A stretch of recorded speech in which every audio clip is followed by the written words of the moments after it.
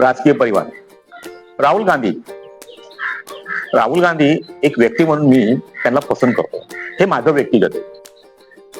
अहो, या जगात त्यांनी आपलं जीवन चांगलं जीवन जगू शकतो. त्या आईच्या पोटातूनच तो राजा म्हणून आलेला. त्याच्या जीवनात त्यांनी आपलं आयुष्य जे जगलंय ना, ते राजासारखंच जगलेलं आहे. पण काही वर्षानंतर जेव्हा तो आपल्या आईवडिलांच्या मार्गदर्शनाखाली तो उभा राहतो, तर लोक त्याला पहिल्यापासून नावं ठेवणं सुरू केलेलं. नावं ठेवून काय काय प्रकारचे बोलून त्याचं व्यक्तिमत्व खाली पाडण्याचं कोशिश केली. तर सांगू मित्रांनो, त्याचं व्यक्तिमत्व खाली पडलं नाही.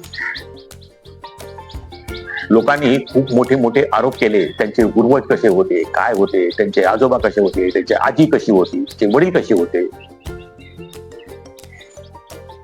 ज्याला अनुभव आहे तो काय बोलणार नाही, ज्याला अनुभव नाही तो वेगळा विचार करणार. पण या जगात काही लोक असतात ना, माणसं, ते दुसऱ्याच्या गोष्टीलाच ऐकतात.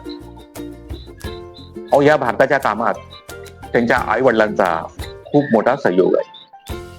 तुम्ही कितीही नाव ठेवा, कितीही काय करा आणि किती बी हरवा त्याला, तुम्ही त्याला हारता प्राणी म्हणू शकता. तो कधी हारतो, पण तो हारत नसतो. तो हरून जिंकल्यासारखा हरणारा माणूस, तो त्याचा एक अनुभव आहे. लक्षात घ्या, अनुभवापासूनच माणूस शिकतो. तर मित्रांनो, काही गोष्टी असतात ना, लक्षात घ्या. थोडस आपल्याला विचार करावा लागेल की त्यांच्या आई वडिलांचं, त्यांच्या नात्यांचं, आपल्या भारतावर त्यांचं खूप मोठं योगदान आहे.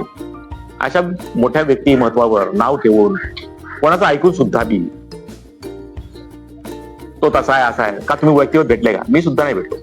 आपण माणसाला, चांगले माणसं माणसाला परखतात आणि परखलं पाहिजे.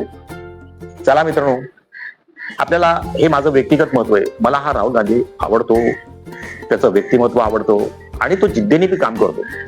येणाऱ्या काळात काय बनन हे मला सुद्धा माहित आहे. पण लक्षात घ्या, हारणारा माणूस कधीही अपयशी नसतो. तो आपली वाटचाल करत राहतो. चला मित्रांनो, आपल्या काय गोष्टी आवडल्या तर लाईक, सबस्क्राईब